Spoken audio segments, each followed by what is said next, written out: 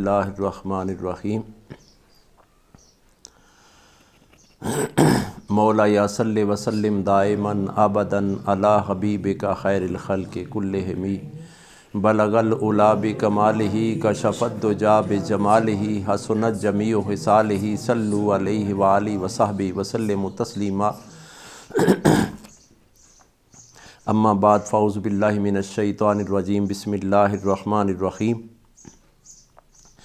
निसाइकुम हुन्ना लिबासुल लकुम व अंतुम लिबासुल लहुन्न। सदक़ल्लाहुल अज़ीम। इन्नल्लाह व मलाइकतहु युसल्लूना अलन नबी या अय्युहल्लज़ीना आमनु सल्लु अलैहि व सल्लिमु तस्लीमा। अल्लाहुम्मा सल्लि अला सय्यिदिना व मौलाना मुहम्मदिन नबिय्यिल उम्मी व अला आलिहि व सहबिहि व सल्लम। कुरान पाक की आयत 187 सूरत बकरा। इसमें अल्लाह तबारक व तआला इरशाद फरमाते हैं, वो तुम्हारी लिबास हैं यानी बीवियाँ, और तुम उनका लिबास हो। मर्द औरत का लिबास है और औरत मर्द का लिबास है। काफ़ी लोगों ने इस बात पे इसरार किया कि हम घरों में मियाँ बीवी बच्चे सारे रह रहे हैं तो हमें कोई हमारे हकूक़ के बारे में भी बताया जाए। तो इसलिए आज ये मौजू हमने रखा है। अगर हम अपनी तख्लीक के हवाले से कुछ बात शुरू करें तो सैयदना आदम अलैहिस्सलाम जो हमारी कायनात पूरी के हमारे अब्बा जान हजूर हैं अलैहिस्सलाम, पूरी नूए इंसानियत के वालिद मोहतरम, उनको जब हम हदीस पाक में पढ़ते हैं तो लिखा है कि जब आपको अल्लाह तबारक व तआला ने तख्लीक फरमाया, पैदा फरमाया, तो वो बिल्कुल उस वक़्त पहली तख्लीक थी। अल्लाह तबारक व तआला ने सिर्फ़ अपने उस नायब को ही पैदा किया था, और फिर जन्नत में थे, आराम भी था, आसाइश भी थे, सुकून भी था, चीज़ें भी सारी थीं, किसी चीज़ की कोई कमी नहीं थी।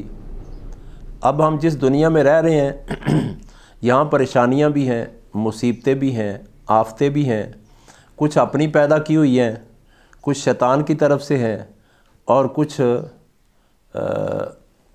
आसमानों की तरफ से नाज़िल होती हैं जो तकदीर में लिखी हुई हैं। तो जो बंदा जन्नत में होगा वहाँ तो कोई तकलीफ़ नहीं है, वहाँ तो ऐश ही ऐश है। तो सैयदना आदम अलैहिस्सलाम जब तख्लीक फरमाई गई, पैदा किए गए, तो हदीस पाक में आता है कि आप परेशान थे, हालांकि किसी चीज़ की कोई कमी नहीं थी और परेशान थे। तो अल्लाह तबारक व तआला की बारगाह में अर्ज़ की कि या अल्लाह, अभी कोई ऐसी चीज़ मिलने की इंतज़ार है जिसकी वजह से मुझे अभी चैन नहीं आ रहा। तो अल्लाह तबारक व तआला ने उन्हें सुला दिया, और जब उठे तो सामने पूरी कायनात की माँ अम्मा हव्वा सलामुल्लाह अलैहा तशरीफ़ फरमा थी। देखते ही जो पहली बेसुकूनी थी वो ख़त्म हो गई और सुकून मुयस्सर होने लगा। तो तख्लीक से पता चला कि इंसान जो मर्द है उसके लिए अल्लाह तबारक व तआला ने एक औरत को पैदा किया ताकि उससे सुकून हासिल करे, और अगर मर्द सुकून हासिल करे तो वैसा ही औरत भी सुकून हासिल करती है। दोनों एक दूसरे के लिए सुकून पैदा किए। तो कुरान पाक में इरशाद फरमाया 187 में अल्लाह ताला ने कि मर्द का लिबास औरत है और औरत का लिबास मर्द है। इस पे थोड़ी सी अगर हम मोटी मोटी भी गुफ्तगू करें तो लिबास के कोई 3 हिस्से हम करते हैं कि लिबास किस किस काम आता है। पहली तो बात है कि सर्दी और गर्मी में अगर लिबास ना हो तो इंसान का जिस्म महफूज नहीं रहता। शदीद सर्दी हो, हमारे पाकिस्तान में शदीद सर्दी होती है और हम ऊपर कोट भी पहनते हैं, बड़े बड़े बनियाने भी पहनते हैं, ट्राउज़र भी पहनते हैं। क्यों? कि हमें सर्दी ना लग जाए। और जब सर्दी लगती है तो फिर बीमारी कौन सी होती है? बंदे को नमूनिया हो जाता है। और नमूनिया ऐसी शदीद बीमारी है, अगर वो कवर ना हो तो इंसान की जान भी जाने का ख़तरा है। और अगर शदीद गर्मी हो तो शदीद गर्मी की हालत में भी इंसान मैं ये मर्द का लिबास देखता हूँ, अमामा शरीफ लिबास का हिस्सा है। शदीद गर्मी की हालत में अगर ये सर नंगा हो तो दिमाग का क्या हाल होगा? ये सर्दी में दिमाग को गर्म रखता है और गर्मी में दिमाग को ये ठंडा रखता है। इसीलिए इसी तरह औरत का भी हिसाब है और पूरे जिस्म का भी फिर यही हिसाब है। गर्मी में लोग खद्दर के कपड़े पहनते हैं कि वो ठंडे रहते हैं, ज़्यादा हीट और लू का टकराव जिस्म से कम होता है, दरमियान में कपड़ा आ जाता है। और अगर डायरेक्ट लू लगे तो आप जज़ीरों में, साउथ अफ्रीका में देखें जहाँ कपड़े लोग नहीं पहनते, उनके जिस्म काले स्याह, मोटी चमड़ी और बड़े अजीब से उनके वो सारे हालात हैं। तो पता चला कि लिबास जो है वो इंसान की ज़िंदगी के लिए एक बहुत कीमती चीज़ है। तो मेरे रब ने कुरान में इरशाद फरमाया कि औरत मर्द का लिबास है और मर्द औरत का लिबास है। तो अगर मर्द औरत का लिबास है तो लिबास उसको, औरत को लिबास बन के दिखाए। जैसे लिबास की तारीफ़ है, जैसे लिबास काम करता है वैसे मर्द काम करे। और अगर औरत लिबास है मर्द का तो औरत के लिए भी वही हुक्म है कि भाई आप लिबास हैं, आप इसे हर गर्मी सर्दी से बचाएं। मकसद, इसे हर तकलीफ़ से बचाएं। तकलीफ़ कैसे होती है? अगर लिबास ना हो तो बाद दफ़ा कांटे लगते हैं, झाड़ियों में बंदा घुस जाता है तो कपड़े फटते हैं, जिस्म बच जाता है। तो बाद दफ़ा औरत की परेशानी मर्द बर्दाश्त कर ले, औरत महफूज रहती है। और अगर मर्द की परेशानी औरत बर्दाश्त कर ले तो मर्द महफूज रहता है। अब इसके ऊपर बड़ी सैर असल गुफ्तगू हो सकती है, लिबास के ऊपर भी अगर हम करें तो सारे मसले हल हो जाते हैं। अब हम चलते हैं नंबर 2 की तरफ। इंसान का जिस्म गोरा है, काला है, ज़ख्मी है, बर्स वाला है, उसे चंबल है, उसे कोई बीमारी है, तो लिबास पहना हुआ हो तो लिबास के अंदर सारी चीज़ें छुप जाती हैं। लिबास ऐब छुपाता है। और बाद दफ़ा हमारे जिस्म ऐसे हैं कि हम अपने जिस्म को ख़ुद देख के परेशान हो जाते हैं, लेकिन लिबास पहना हुआ हो तो सामने लिबास ही नज़र आता है, बड़ी अच्छी शख्सियत इंसान लगता है कि भाई अशरफुल महलूकात तो है ही, लेकिन कपड़ों ने तो इसके ऊपर रंग ही कमाल कर दिया है, बड़ा खूबसूरत लगता है इंसान। तो जो लिबास है वो ऐब छुपाता है। हमारे बिलखसूस हमारे पाकिस्तान में ये बीमारी बहुत है। मेरे पास तो ये मामलात डिस्कस के लिए बहुत आते हैं।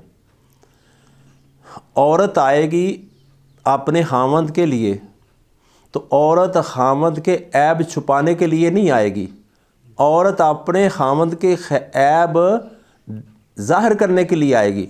मेरे खामद में ये भी ऐब है, ये भी ऐब है, ये भी ऐब है, ये भी ऐब है, ये भी ऐब है, ये भी ऐब है। और जब औरत लिबास है, औरत ऐब नहीं छुपाएगी तो वो घर बस सकेगा? कभी नहीं बसेगा। क्योंकि रब ने कुरान पाक में इरशाद फरमाया कि औरत लिबास है मर्द का और मर्द लिबास है औरत का, और दोनों एक दूसरे के ऐब छुपाएं, तब जाके ये घराना रवां दवां होगा और कामयाबी होगी इसको।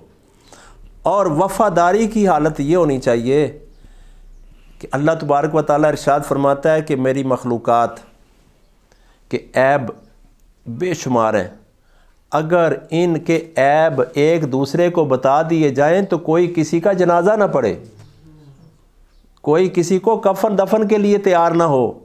अगर ऐब दिखा दिए जाएं तो अल्लाह फरमाता है मेरा एक नाम सत्तार है, सत्तारुल अयूब, ऐबों को छुपाने वाला। और बंदा नायब किसका है? अल्लाह का। और अगर अल्लाह का नायब है, अल्लाह ऐब छुपाता है, तो नायब का क्या काम है? जो उस्ताद करता है वो शागिर्द करे। और हमारा अलमिया ये है कि हम ऐब छुपाते नहीं हैं, ऐब निकालते हैं। और जब ऐब छुपाने वाला कोई साथी मिल जाए तो यकीन करें ऐब रहते ही नहीं, ऐब ख़त्म हो जाते हैं। और अगर कोई ऐब मशहूर करने वाला, ऐब निकालने वाला मिल जाए तो ऐब बढ़ते रहते हैं। एक साइंसदान ने फ़लसफ़ा लिखा है, तो उसमें एक बड़ी अच्छी बात लिखी है, और ये हदीस पाक भी है, मेरे ख़्याल में उसने हदीस से लिया है।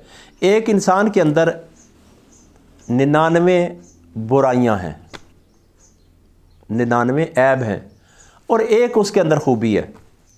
वो साइंसदान कहता है कि मैंने प्रैक्टिकल किया है, 99 खामियां वाले बंदे की एक खूबी का मैंने उसके सामने भी तज़किरा किया, उसके दाएं वाले को भी बताया कि ये इसके अंदर खूबी है, सामने वाले को भी बताया, बाएं वाले को भी बताया, पीछे वाले को भी बताया, और उसके सामने भी कहा कि यार मुझे तेरी ये खूबी बहुत पसंद है।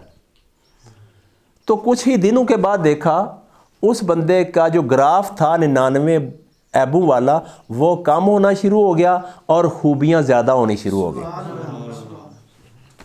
ग्राफ ज़्यादा हो गया।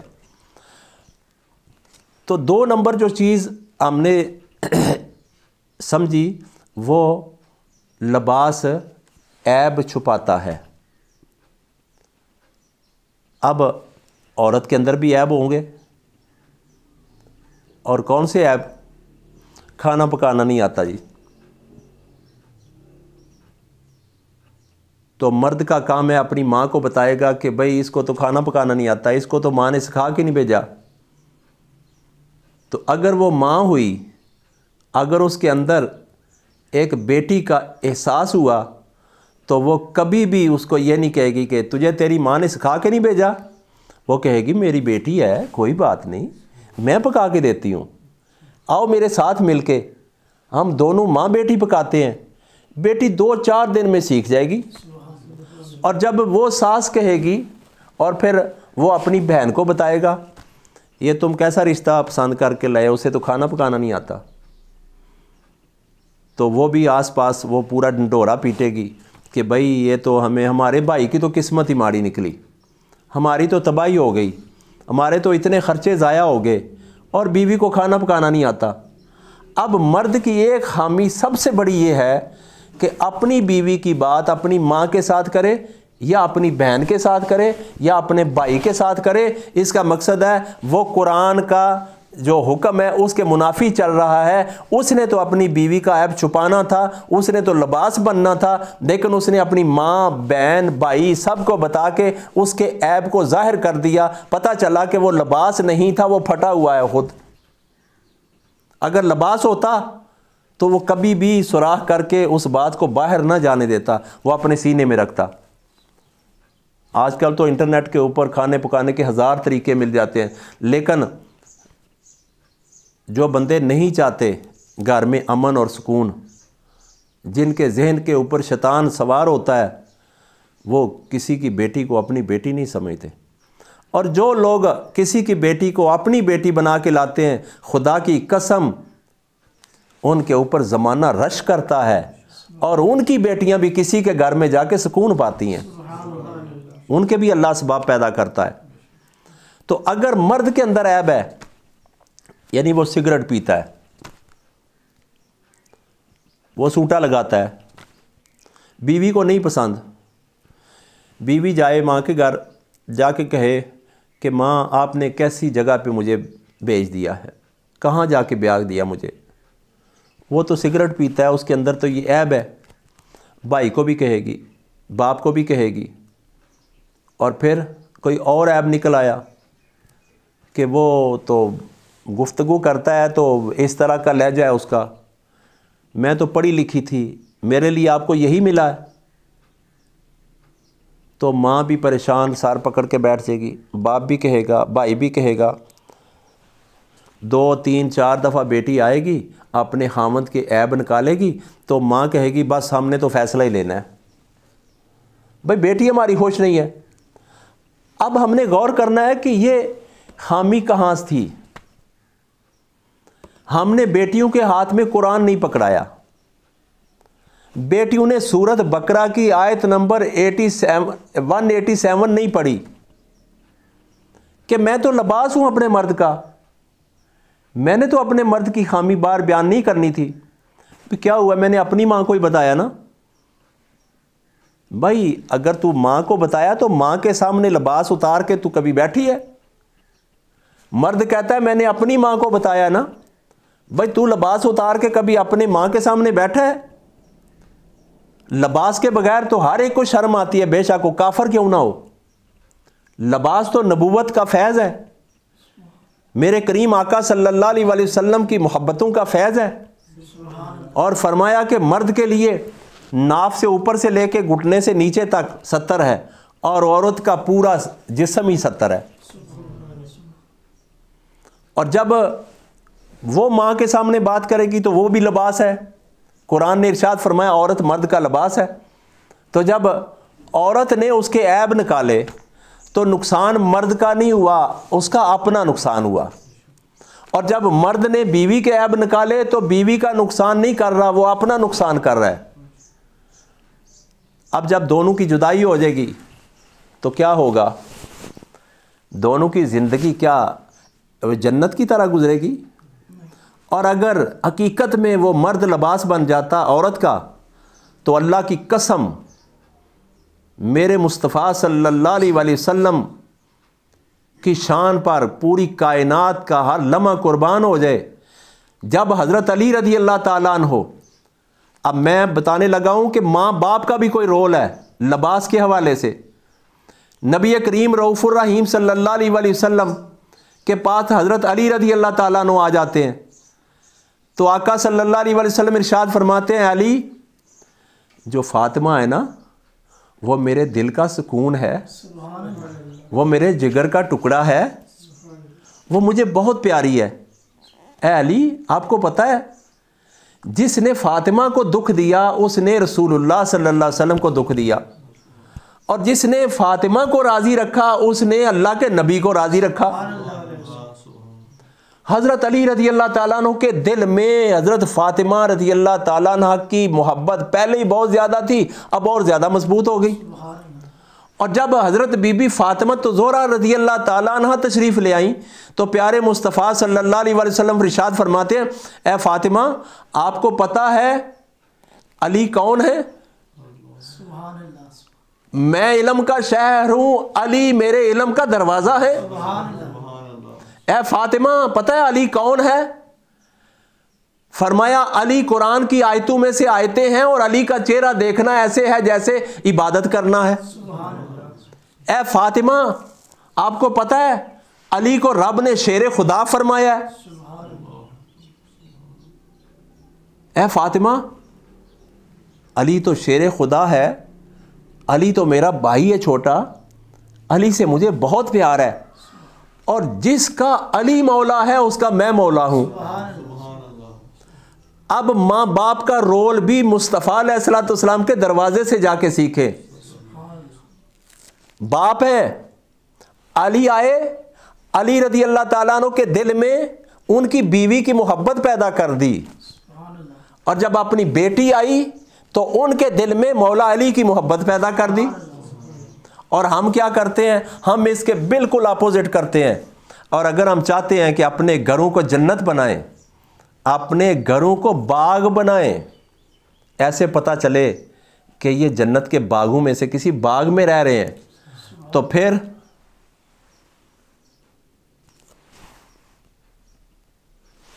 इसको काबू में रखना होगा। ये काबू में है तो फिर ठीक है। और अगर ज़बान खुल गई, लिबास की तरफ ध्यान न रहा, फटा हुआ लिबास हुआ, तो कौन इज़्ज़त करता है, कौन कहता है कि ये खूबसूरत है। और अगर लिबास बहुत अच्छा है, दोनों लिबास अच्छे हो जाएं, मर्द का लिबास भी और औरत का लिबास भी अच्छा हो जाए, तो औरत तो कमाल हो जाएगा। ये दूसरी चीज़ हमने बयान की। और लिबास का जो तीसरी खूबी है वो बयान करते हैं कि लिबास इंसान की शख्सियत में इजाफ़ा करता है। अब एक बंदा 1000 का सूट ले आता है, वो पहनता है, उसकी वो शान शौकत नज़र नहीं आती। और एक बंदा एक लिबास समझदार बंदा लाता है कि तेरे जिस्म के ऊपर इस तरह का लिबास, और वो लिबास देख के बंदे का दिल करता है कि इसको देखें। वो अगली बात की है। शेख सादी रहमतुल्लाह अलैह फरमाते हैं, लिबास के ऊपर इतना ज़ोर ना लगाओ जितना इखलाक के ऊपर ज़ोर लगाना है। लिबास पता नहीं देता तुम्हारे ख़ानदानों का, वो तुम्हारी ज़बान पता देती है। लेकिन हम बात कर रहे हैं मियाँ बीवी की, कि लिबास एक हवाले से इंसान की शख्सियत में निखार पैदा करता है। और अगर लिबास गंदा हो तो इंसान को ज़्यादा लोग नहीं देखते खुश होके। और अगर लिबास धुला हुआ हो, इस्त्री हुआ हो, कलफ लगी हुई हो, साफ़ सुथरा हो, निखरा हुआ हो, उजला हुआ हो, तो हर एक को देख के दिल करता है कि इसको देखें। तीसरी चीज़ हमने जो नोट की, वो लिबास इंसान की शख्सियत और उसके वक़ार में बरकत का बायस बनता है। और अगर मर्द किसी के पास बैठे, कभी उसकी बीवी की बात छिड़ जाए, तो वो कहे कि मेरी बीवी जैसी कोई कायनात में औरत नहीं हो सकती, क्योंकि जो मुझे मेरी बीवी की तरफ से मिला, जो सुकून मुझे उससे मिला। अब देखें, सुकून नहीं है तो और क्या है। किसी और के पास जाएं तो जहन्नमी, अपनी बीवी के पास जाएं तो जन्नती। मेरे मुस्तफ़ा सल्लल्लाहु अलैहि वसल्लम ने इरशाद फरमाया कि मर्द अपनी बीवी के जिस्म पे हाथ रखे प्यार से, उसके जिस्म के नीचे जितने बाल हैं, लू हैं, उतने मर्द के गुनाह जड़ जाते हैं। अब यहाँ औरत की क्या एक तकाजा है और एक मर्द का तकाजा है। औरत भूखी है प्यार की और इखलाक की। और औरत के माँ बाप को जो बंदा अपना माँ बाप मर्द समझेगा, उसकी औरत कभी नाराज़ नहीं होगी। क्यों? उसने 20 साल या 25 साल जिस गोद में परवरिश पाई है, अभी तो वो यहाँ पहले दिन आई है, ये 10 दिन हुए हैं, उसकी नज़र में सब कुछ वही हैं। और मर्द जिन माँ बाप की बारगाह में परवरिश पाके जवान हुआ, 20 या 25 साल का हुआ, उसको वो अजीज़ हैं। और अगर इसको ये अजीज़ है तो इसको भी ये अजीज़ है। दोनों को अपने अपने अजीज़ हैं। तो अगर दोनों इन अपनों को भी इधर इधर भी बना लें, ये कहे मेरे अपने हैं, ये कहे मेरे अपने हैं, ये इनका ऐब ना निकाले, ये इनका ऐब ना निकाले, तो फिर बात बनती है, फैमिलियां और ख़ानदान आबाद होते हैं। अब एक औरत है, वो बातूनी है, वो ना चाहते हुए भी बात मर्द की कर जाती है। यहाँ आके अल्लाह तबारक व तआला ने फरमाया कि अगर मर्द सब्र कर ले उस जगह पे तो उसके अजर व सवाब का वो अंदाज़ा ही नहीं कर सकता। और अगर एक मर्द जो है वो ज़बान का तेज़ है और औरत मासूम है, खामोश तबा है, इमाम गज़ाली रहमतुल्लाह अलैह अहयाल उलूम में लिखते हैं, हदीस पाक निकल करते हैं कि अगर औरत सब्र कर ले अपने मर्द की उस जो गुफ्तगू बेध्यान कर देता है, सख्त कर देता है। समझदार लोग कहते हैं जो कुल्हाड़ी या द्रांति है ना, उसके ज़ख़म बंद हो जाते हैं, ज़बान के ज़ख़म जल्दी बंद नहीं होते, इसलिए ज़बान को ध्यान से इस्तेमाल करना चाहिए। और फिर कहाँ जो बीवी और उसके रिश्तेदार हैं उनके लिए, अपने बहन भाइयों के लिए भी ज़बान को कंट्रोल रखना ज़रूरी है।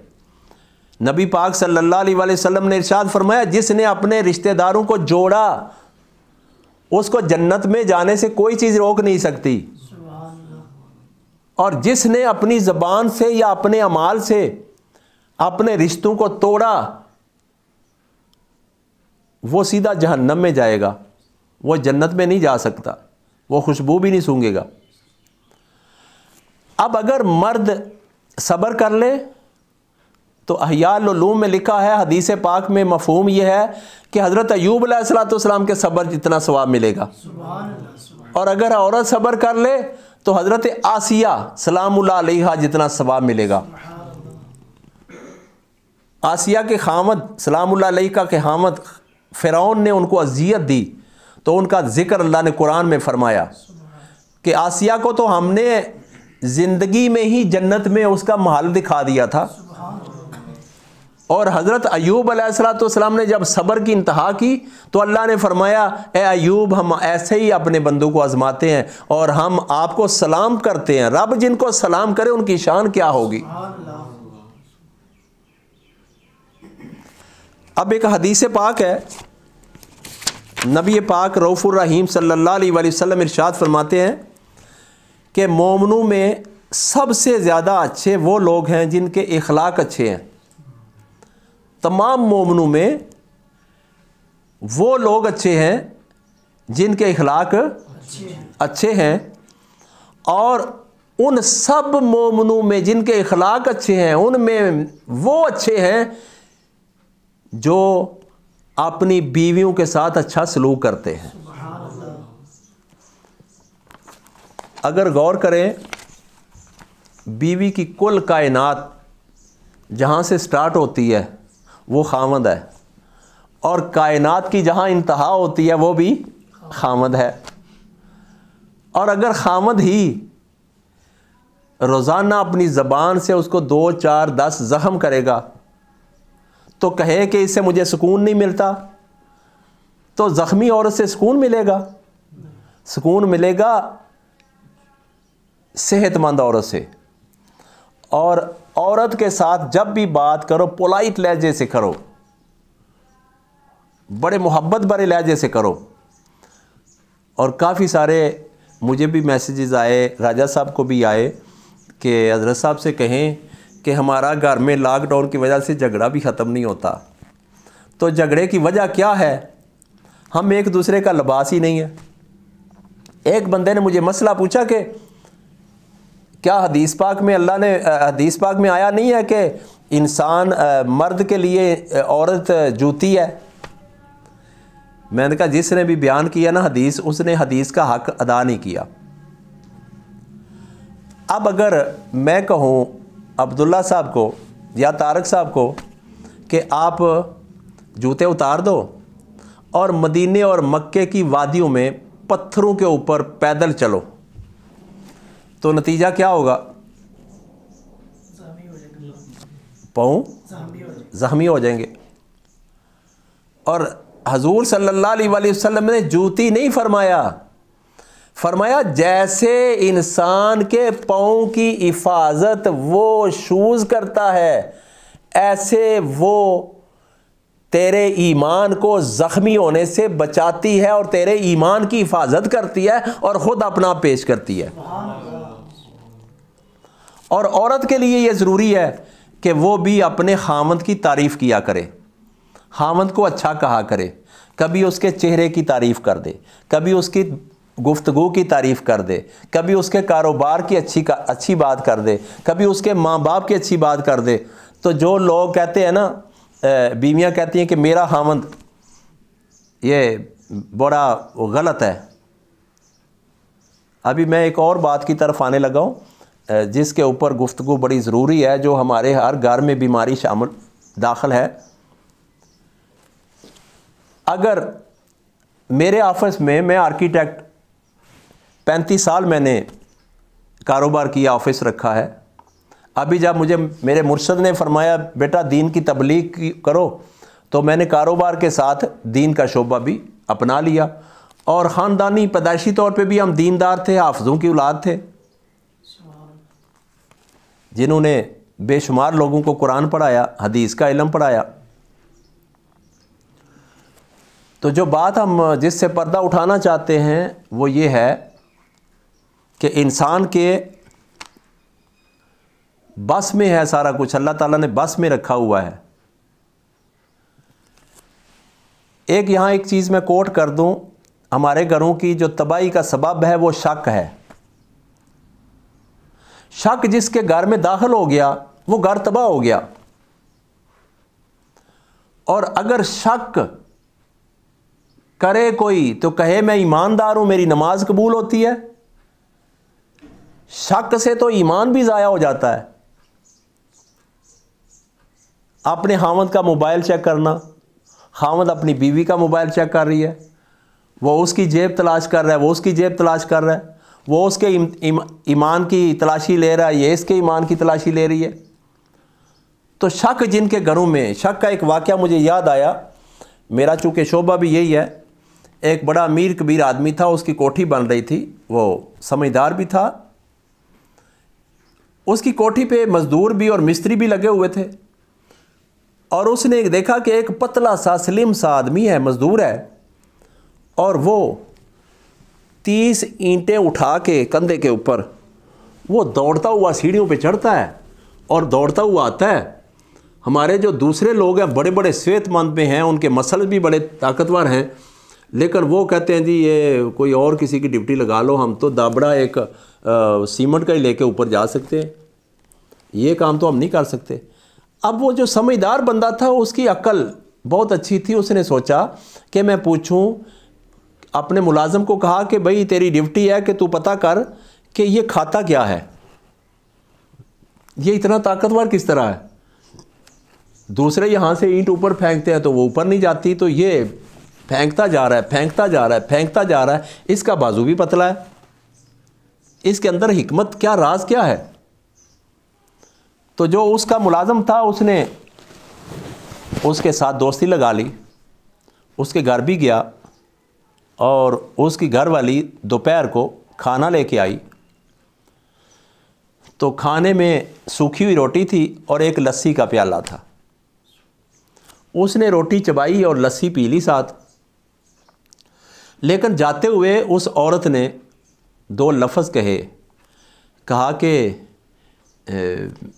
ए मेरे चन्न, ए मेरे अयूब, आप ना ये वज़नी काम ना करना, अपनी जान की हिफाजत भी करना, और तुझे पता है कि हमारी कुल कायनात तू है, और ये जो बच्चे और मैं तेरे सहारे पे हैं। और कहने लगा, जाते हुए वो बीवी ऐसे कहती है कि ए मेरे मालिक, ए खालिक, तूने मुझे ये मालिक दुनिया का भेजा दिया है, इसकी हिफाजत भी करना और इसको सेहत भी देना। वो आंसू गिरे और चली गई। वो समझदार जो बंदा था, जो पढ़ा लिखा बंदा था, वो टेक्निकल था, वो समझ गया कि इसके पीछे खुराक की ताकत नहीं है, देसी मुर्ग नहीं खाता, देसी घी नहीं खाता, ये एक्सरसाइज नहीं करता, ये वो वॉक नहीं करता, ये जिम नहीं जाता। इसके अंदर जो सबसे ज़्यादा इसके अंदर जो ताकत पैदा करने वाली है वो बीवी है, जो उसको हौसला दे के जवान कर देती है। और उसने कहा भाई तेरी एक और ड्यूटी लगानी है, इसकी बीवी के दिमाग में शक डाल दे। उसने अपनी बीवी की ड्यूटी लगाई कि उसे जाके कह कि भाई वो जो पतला सा है वो तेरा हामद है? हाँ वो मेरा हामद है। अच्छा, मुझे बहुत अच्छा लगता है। खामी नहीं बयान की। ये अक्लमंद वो लोगों की निशानी है जो अक्लमंदी से शरारत करते हैं। उसने कहा कि वो आपका हामद है? जी मेरा हामद है। वो ना मुझे भी बड़ा अच्छा लगता है, वो बड़ा मेहनती है। अब उसके जहन में शक आ गया, हाँ अच्छा ये बात है, कर लेती हूँ इसको ठीक। अब उसने जो दुआ करनी और उसको हौसला देना, वो खामोश रहने लगी। अब जिस दुआ से और उसकी गुफ्तगू से पिक मिलती थी, उसे ताकत मिलती थी, कुव्वत मुदाफ़ियत बढ़ती थी, विल पावर बढ़ती थी, वो कम रहने लगी। कुछ ही दिनों बाद, हाँ तो उनके घर में औरतें भी हैं जहाँ काम करते हो? जी हाँ औरतें भी हैं। कौन कौन है? बस गुफ्तगू होती होती शक ने ख़राबी पैदा कर दी और कुछ दिनों के बाद उसने काम पे जाना छोड़ दिया। वो जो समझदार बंदा था उसने पूछा अपने मुलाजिम से, वो आ नहीं रहा। उसने कहा जी वो उससे मैंने 2-3 दफ़ा बुलाया, कहता यार दिल ही नहीं करता काम करने को। तो जिनके मर्द अच्छा कमा के नहीं लाते, उनकी औरतों की तरफ से कोई ना कोई कमी रह जाती है जो उनको पीछे से फीड नहीं देती और अल्लाह की बारगाह में दुआ नहीं करती। तो यहाँ अल्लाह तबारक व तआला ने इंसान को, मर्द को औरत का लिबास फरमाया और औरत को मर्द का लिबास फरमाया, और ये दोनों एक दूसरे के लिबास हैं। हम दीनदार लोग हैं, दीनदार समझते हैं कि हमारी फसाहत व बलागत और हमारे इल्म की वजह से हमारी ज़माने में बड़ी इज़्ज़त है। और अगर मैं किसी नेक माँ का बेटा हूँ और मेरी माँ की पीछे दुआ है, मेरे बाप ने मुझे हलाल कमा के दिया है और अब मुझे मेरी बीवी मिली, उनका वो सारा तो मुझे मिल ही रहा है, लेकिन अब बीवी का किरदार मेरी ज़िंदगी में शामिल हो गया। एक मौलवी साहब एक हकायत लिखी है, ये कुरान और हदीस की सनद से मैं बयान नहीं कर रहा, ये बात समझाने के लिए एक मिसाल है। खामद उसका इमाम मस्जिद था और जब मस्जिद में जाता तो कुरान पढ़ता, लोगों को बड़ा लुत्फ़ आता। उस कुरान की पढ़ाई से लोगों को नूर और फैज़ मिलता, लोग बड़े लुत्फ़अंदोज़ होते, रूहानी सुकून महसूस करते और दूर दूर से लोग उन्हें सुनने और उनके पीछे नमाज़ पढ़ने आते। और उस इमाम साहब के अंदर एक सिफ्त भी थी कि जब वो नमाज फ़जर की पढ़ा के ऐसे सलाम फेरते और ऐसे उंगली करते और महराब के अंदर लटकाई हुई तस्बीह उड़कर उनकी उंगली के ऊपर आ जाती, और वो तस्बीह करते और तस्बीह को ऐसे करते तो उड़ के वापस चली जाती। लोग हैरान, दूर दूर से लोग देखने आते और मौलवी साहब ने समझा कि ये तो मेरी करामत है, ये तो मेरी करामत है। एक जगह पे उस करामत का भी ज़िक्र कर दूं जो मैंने माँ बाप की बात की। माँ बाप की दुआएं भी मरने तक साथ रहती हैं। बाबा फरीद रहमतुल्लाह अलैह को माँ ने कहा कि बेटा नमाज पढ़ा कर। कहा क्या मिलेगा? बेटा शक्कर। उस वक़्त शक्कर कीमती होगी, शक्कर मिलती है। और उन्होंने एक पुड़िया बनानी और मुसल्ले के नीचे रख देनी। कहा नमाज पढ़ ली है, शक्कर कहाँ? कहा जहाँ सजदा किया है रब ने वहीं रखी है। रखवाई तो रब नहीं ना, वो खोलनी, शक्कर खानी, फिर नमाज का टाइम होना, फिर नमाज पढ़नी। वाक़या लिखा कि एक दिन माँ चली गई किसी काम से, किसी रिश्तेदार में, किसी खुशी पे, गमी पे, और याद आया नमाज का टाइम है तो मेरे बेटे को तो मैं रोज़ाना शक्कर देती थी, आज क्या करूं? मुसल्ला लिया और सजदे में चली गई, रोई, अर्ज़ की मौला तेरी बारगाह में लाने के लिए मैं अपने बेटे को शक्कर की लालच दिया करती थी, आज मैं वहाँ नहीं हूँ और तू आज वहाँ है। पहले भी तू है और आज भी वहाँ है तू, मौला मेरा काम तो कर देना। तो बाबा फरीद रहमतुल्लाह अलैह ने जूं ही मुसल्ला उठाया तो नीचे शक्कर पूड़ी में नहीं थी, मुसल्ले के सारे नीचे शक्कर ही शक्कर थी। कुन फायकून, हो जा और हो गया। वापस आई, परेशान थी, यकीन भी था कि रब ने लाज रखी होगी। हाँ बेटा शक्कर मिली। कहा माँ जब तू घर होती थी तो शक्कर इतनी मिलती थी, आज तू घर नहीं है तो शक्कर इतनी मिली है। कहा मैं महदूद हूँ तो शक्कर भी महदूद थी, आज देने वाला मैं लामहदूद है तो उसने शक्कर भी लामहदूद अता कर दी। तो फरीदगंज शक्कर नाम पड़ गया। तो माँ और बाप की दोनों की दुआएं होती हैं। और अब बारी आ गई बीवी की। अब बीवी को याद नहीं है, बीवी याद नहीं है उस मर्द को, मौलवी साहब को। अब वो घर गया, घर जाके कहता है कि तुझे तो अंदाज़ा ही नहीं है, ऐ बीवी तुझे अंदाज़ा ही नहीं है कि मेरा मुकाम क्या है। अब बीवी को पता था वो किसी आलम फाजिल की बेटी थी, वो किसी वली अल्लाह की बेटी थी, वो किसी फ़कीर की बेटी थी, किसी नेक तरीन इंसान की साले की बेटी थी, और ऐसी माँ की बेटी थी जो रोज़ाना रात को चक्की चलाती और कुरान ख़त्म करती थी, उसकी बेटी थी। और उसने अपनी बेटी को अपने खामंद के आदाब सिखा के भेजे थे। अब माएँ खुद नहीं सीखी तो बेटियों को क्या सिखाएंगी भाई? अगर नहीं सिखा सकती तो किताब ही बीबी फातिमा ज़ोहरा रज़ी अल्लाह ताला अन्हा की ला के दे दो। वो 200-300 रुपये की किताब भी नहीं ला के दे सकती, और पास बैठो कहो बेटी बीबी फातिमा की बातें तो पढ़ के सुनाओ, तो पता चलेगा कि खतून जन्नत की बातें पढ़ते पढ़ते बेटी भी जन्नती हो गई है। हाँ तुझे पता ही नहीं है मेरी इज़्ज़त का, मेरे एहतराम का। बीवी कहती है जनाब मुझे नहीं पता तो और किसको पता है, मैं तो आपकी खादिमा हूँ, ग़ुलाम हूँ, और दूसरी तरफ मलका भी हूँ, शहज़ादी भी हूँ। खैर मौलवी साहब का मूड लेवल उसका ऊंचा था, ज़रा इमोशनल हो गए, जलाल में आ जाते बाद दफ़ा। और काफ़ी दिन ये सिलसिला चलता रहा।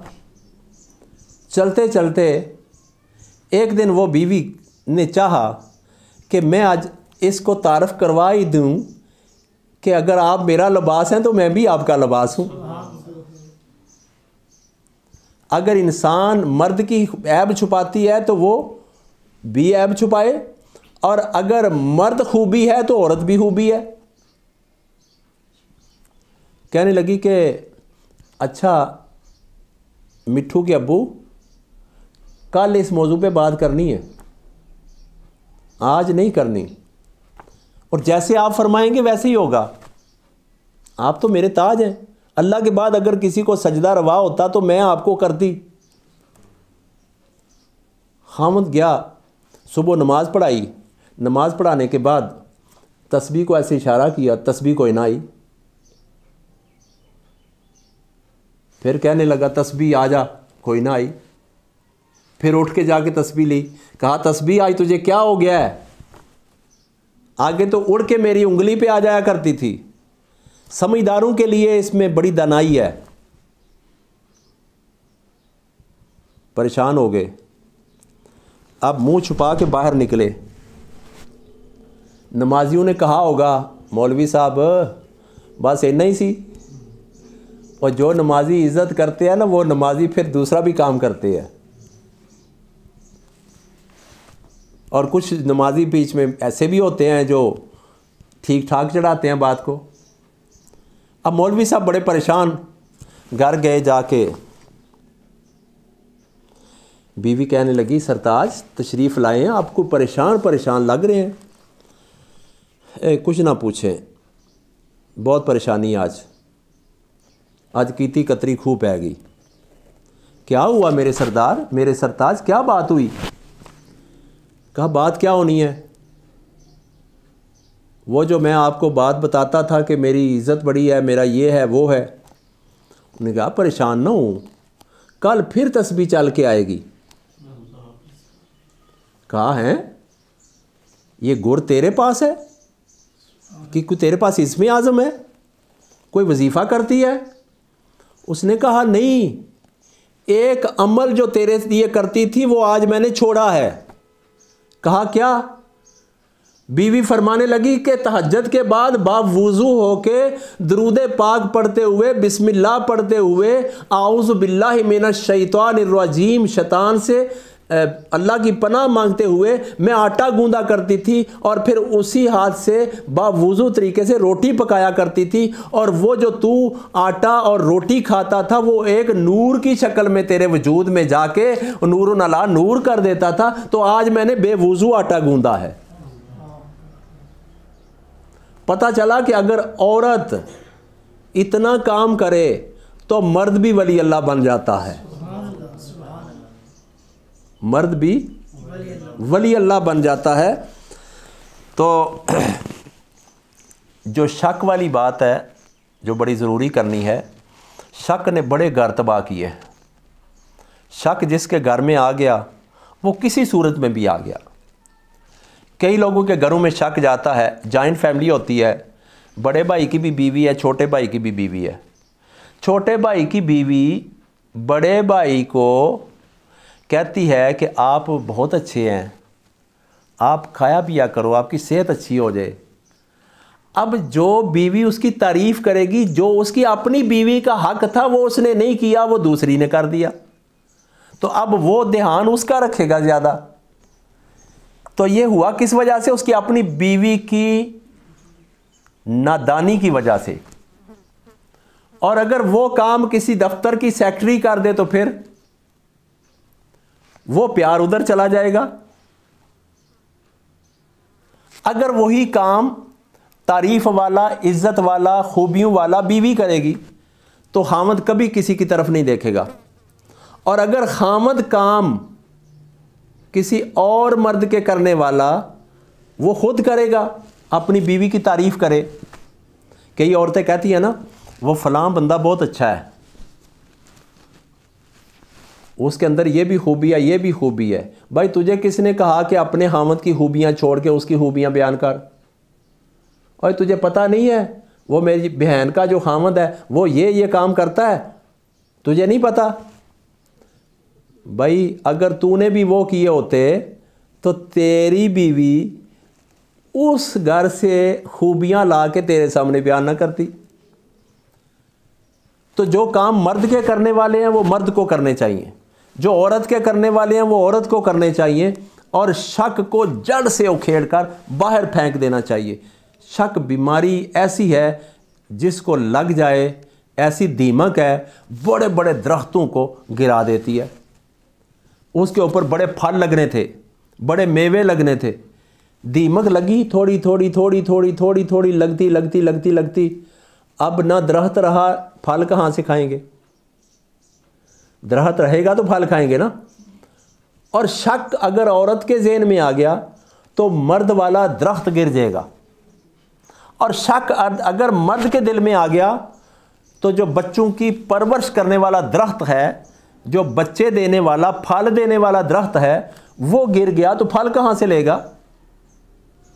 अब दोनों की बराबर ड्यूटी है कि दोनों चौकन्ने रहें, हशाश बशाश रहें, तवाना रहें और कुरान को ना छोड़ें, हदीस को ना छोड़ें। जब भी ज़रूरत पड़े मेरे मुस्तफ़ा सल्लल्लाहु अलैहि वसल्लम के घर का एक फेरा लगा लिया करे, उसे पता चल जाएगा कि बीवी ने हामद को किस तरह रखना है और हामद ने बीवी को किस तरह रखना है। मेरे आका सल्लल्लाहु अलैहि वसल्लम की अज़वाज मुतहरात, उनसे लोग पूछते थे कभी आपके घर में भी लड़ाई हुई? तो उम्महातुल मोमिनीन फरमाती, हमारे आका सल्लल्लाहु अलैहि वसल्लम ने ना कभी खाने में नक्स निकाला, न कभी घर के किसी काम में नक्श निकाला, बल्कि हमारे आका सल्लल्लाहु अलैहि वसल्लम जब घर में तशरीफ़ लाते हैं, हम काम कर रही होती है, हमारे साथ मिल जाते हैं काम करने में। आज हामद कहता है मैं हुण बाहर दा भी करा ते घर दा भी करा, तो इसे वास्ते औरतां ने भी शुरू कर दिता है कि असीं भी कारोबार करके अपना कमा के खावांगियां। जिस औरत को इज्जत मिले और घर में सब कुछ मुहैया हो, वो औरत नौकरी नहीं करती। और जिस औरत को ये शक हो जाए कि किसी वक्त भी ये खामद बिगड़ सकता है, तो वो कहती है नहीं मैं तो कोई ना कोई कारोबार अपना पहले ही कर लेती हूँ, कल को अगर ऐसा हो गया तो मैं अपने पाँव पे तो खड़ी होंगी। तो ये चीज़ किसने पैदा करवाई? इसी मुआशरे के उस माहौल, उनकी उन अदाओं ने पैदा करवाई औरत के अंदर। हालांकि औरत से ज़्यादा मासूम कौन है ज़माने में, और औरत से ज़्यादा जहन्नम में ख़राबी की वजह से भी कौन जाएगी। और अगर हम मर्द कोशिश करें अपनी औरतों को उनका हक़ दें, तो कभी औरत पीछे मुड़ के नहीं देखेगी, बल्कि वो अपने खामद को शहज़ादा बना देगी और अपने खामद को बादशाह बना देगी और अपने खामद को वली अल्लाह बना देगी और अपने खामद को बड़ा बॉडी बिल्डर बना देगी, और वो सारी तवानाइयाँ अपनी वो कुर्बान कर देगी और अपने खामद की खैर मांगेगी। और अगर मर्द हो जाए इस तरह, जिस तरह ये बात बताई, दोनों अगर एक दूसरे के लिए अच्छा सोचें, तो दोनों गाड़ी के पहिए हैं। ये आम तकिया कलाम है लोगों का, कहावत बनी हुई है, बयान बना हुआ है, मुहावरा बना हुआ है। दोनों एक गाड़ी के पहिए हैं। एक पंचर हो जाए तो हैं नहीं चलती, और अगर पंचर लगाने वाला ही सही ना हो तो फिर भी नहीं चलेगी। और अगर गाड़ी चलाने वाला पहियों का ध्यान रखेगा तो गाड़ी बहुत अच्छी चलेगी। अब अल्लाह से दुआ करते हैं कि अल्लाह ताला हमारे घरों को शादो आबाद फरमाए और हमें इन चीज़ों पे अमल करने की तौफीक अता फरमाए। अल्लाहुम्मा सल्ली अला सय्यदना व मौलाना मुहम्मदिन नबिय्यिल उम्मी व अला आलिहि व सहबिहि वसल्लम।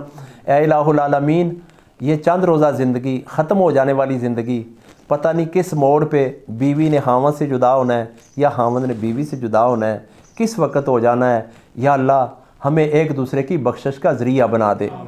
या अल्लाह पाक, जो मियाँ बीवी आपस में आला किरदार के हामिल होते हैं, उनकी औलादें भी बहुत निखर के उभरती हैं, कौमों के लिए वो बड़ी हीरो का किरदार अदा करती हैं। वो बड़ी कायदाना सलाहियतों की मालिक वही औलादें होती हैं जिनके माँ बाप का किरदार बड़ा अच्छा होता है। या अल्लाह हमें इन किरदारों की तरफ गौर करने की तौफीक अता फरमा और हर घर में बेसुकूनी को ख़त्म कर दे। या अल्लाह हर मियाँ बीवी को इत्तेफाक अता फरमा, हर मियाँ बीवी को अपने अपने हकूक़ पहचानने की तौफीक अता फरमा और एक दूसरे के ऊपर मेहरबान होने की तौफीक अता फरमा, एक दूसरे के साथ प्यार करने की तौफीक अता फरमा। सल्लल्लाहु ताला अला रसूल खैर खल्क़िही मुहम्मद व अला आलिहि व अस्हाबिही।